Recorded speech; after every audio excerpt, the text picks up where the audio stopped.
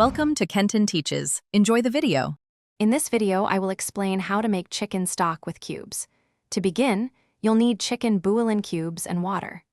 A good rule of thumb is that 1 cube usually makes 2 cups of stock, but always check your package instructions.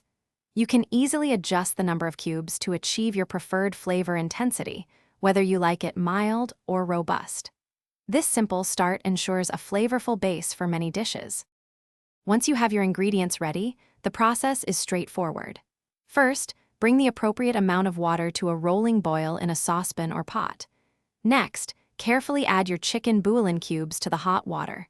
Stir continuously until the cubes are completely dissolved, ensuring a smooth and consistent stock. This step is crucial for integrating all the flavor into your liquid base. To elevate your chicken stock, consider adding some fresh aromatics. Chopped vegetables like carrots, celery, and onions are excellent choices.